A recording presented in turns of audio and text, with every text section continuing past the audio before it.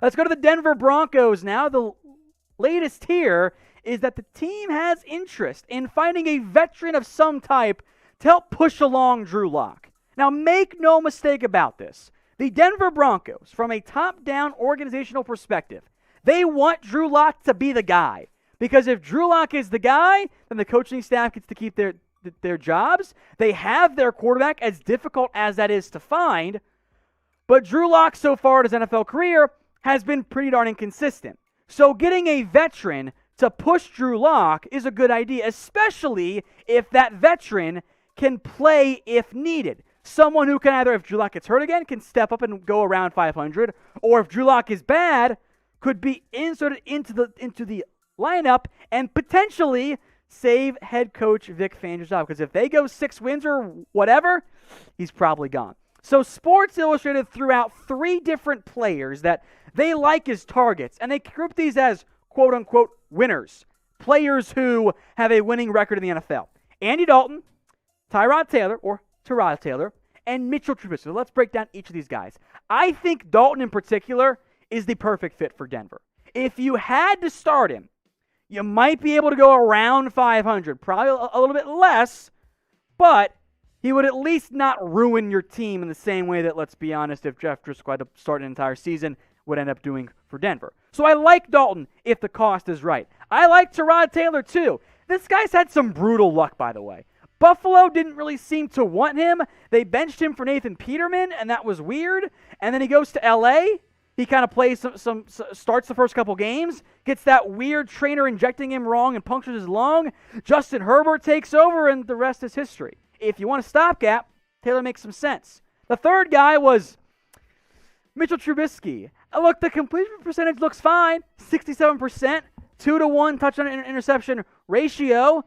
But if you've watched the Chicago Bears, have you ever been like, oh man, Trubisky might go off at some point? Never, right? As a backup, sure. As a younger option than the other 3, I wonder how that would impact Drew Lock. Because if Trubisky happens to come over and balls out, well, that could be the end of Drew Lock altogether. So I am very curious to see which routes, I should say, Denver explores in the quarterback market. From a stats perspective, the yards per attempt, the touchdown interception ratio, the completion percentage, they all favor Mitchell Trubisky, interestingly enough. Tyrod Taylor didn't get to do that much, but he offers probably a little bit more on the ground than those 2 guys at this stage of their NFL career. Producer Sam, he's not too pleased about that one for the Broncos. He doesn't want Trubisky at all. But you guys watching can get your votes in here. Pick a backup quarterback for me. If you had to sign one of these 3 guys to back up and push and hopefully never play instead of Drew Lock as the Broncos starting quarterback, who would it be? Type AD for you'd rather see Andy Dalton. Type in TT for you want to see Tyrod Taylor. Or type MT for you'd rather see Mitch Trubisky. None of these options are great. That's why they are backup quarterback options. I'm going to go Andy Dalton. I'm going to type in my AD. But you guys let me know what you want in the comments section. It's AD, TT, or MT.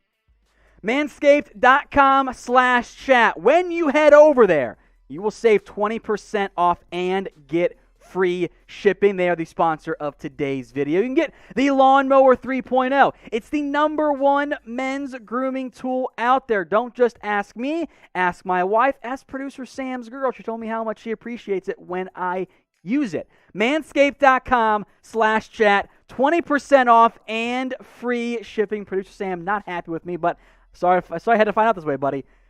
What this allows, it allows you to use it in the shower. It doesn't cut or pull your hair. It's a very smooth process down there, but it does help you get a little tug or pull later on if you catch my not-so-subtle drift. If you get the perfect package, by the way, you can get the most comfortable boxers known to mankind. I love them. They're worth the price of admission alone. A handy-dandy traveling carrying case as well. All their great products, not limited to just this stuff, by the way, folks, are available at manscaped.com/chat. When you use that link, it'll be in the comments, it'll be in the description as well. You will get 20% off and you'll get free shipping on everything Manscaped related.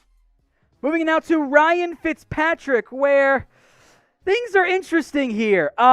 So John Clayton had said that it looks like Ryan Fitzpatrick was going to retire. That the Broncos, we'll get to here in a second, made some contact, but the Fitz is going to retire. Then today, Ian Rappaport comes out and says, nope, he's going to play this year. He's planning on it, and there will be a market for his interest. So, two different reports, and frankly, I'm a lot more inclined to go with Rappaport because the Clayton one doesn't make sense to me. Fitzpatrick can still be a strong option as a veteran stopgap quarterback who can help mentor somebody younger, which is why I think he makes perfect sense for a team like the Denver Broncos, unless he wants to try and start somewhere with maybe a Washington Patriots, for example. Here was Clayton's quote. Fitzpatrick looks like he's going to retire. The Broncos did make some contact with him, which technically you cannot do, but it's tampering, so it's fine.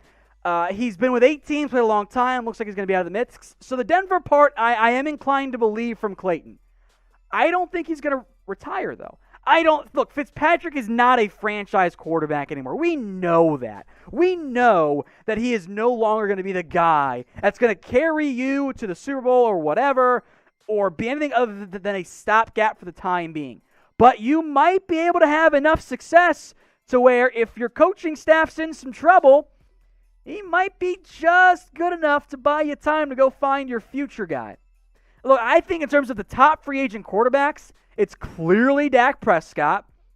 And then I guess it's Fitz. Because the other options are Jameis Winston, who's kind of much of a gunslinger as Fitzpatrick is. Andy Dalton, who's like fine, but he's just a backup type. Mitchell Trubisky is not that good. Cam Newton was once an MVP, but he looked kind of washed this year for the Patriots. Tyrod Taylor, Jacoby Brissett, 2 solid backups, but they're more in the Dalton range than anything. And then C.J. Beathard and Colt McCoy. Those guys aren't good football players. Not someone you're like, oh yeah, now we're set at starter. Of the guys who could start, Fitzpatrick is intriguing. Now, I do think he wants to find a role where he can start. I don't think he wants to go full-fledged Josh McCown and just mentor a young guy and move on and go be a coach at some point. I think he still wants to play. So with that in mind, make your prediction for me. Where do you think that Ryan Fitzpatrick will sign in 2021? Is it back with the Dolphins? Is it a team like the Denver Broncos? Is it somebody else altogether? Make your predictions for me in the comments section where you think Ryan Fitzpatrick will sign.